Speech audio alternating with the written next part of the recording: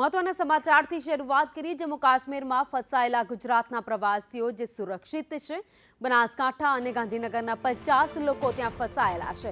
જો કે આ તમામ લોકો સુરક્ષિત છે। રાત્રે 10 વાગ્યે લોકોને જમવાની વ્યવસ્થા પણ કરવામાં આવી હતી। તો આજે ચા નાસ્તો કરીને નજીકના કેમ્પમાં તેમને લઈ જવામાં આવ્યા છે। નેશનલ હાઈવે ખુલતા ફસાયેલા લોકોને જમ્મુ લઈ જવામાં આવશે। તો રામબન જિલ્લામાં ફસાયેલા તમામ ગુજરાતીઓ અત્યારે સુરક્ષિત છે। ફસાયેલા યાત્રીઓએ પાલનપુરમાં પરિજન સાથે વાતચીત પણ કરી છે।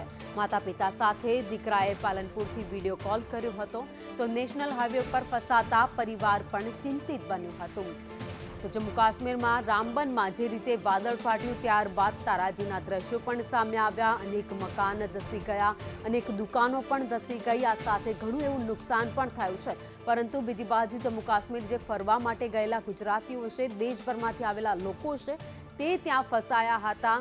જો કે જે ગુજરાતીઓ ફસાયા હતા તેને લઈ પરિવારમાં પણ ચિંતા હતી। જો કે રાત્રે 10 વાગે ગત રોજ રાત્રે 10 વાગે તમામ લોકો સુરક્ષિત હોવાનું જાણવા મળ્યું છે। આ સાથે જ જે અહીંયા પરિવાર તેમના લોકો છે તેમણે પણ વિડીયો કોલથી ત્યાં રામબનમાં રહેલા તેમના પરિજનો સાથે વાતચીત કરી છે અને વાતચીત કરતા તેમને હાશકારો અનુભવ્યો છે। અમે શ્રીનગરથી આવતા હતા અને ભારે વરસાદના કારણે લેન્ડસ્લાઇડિંગ થયું હતું।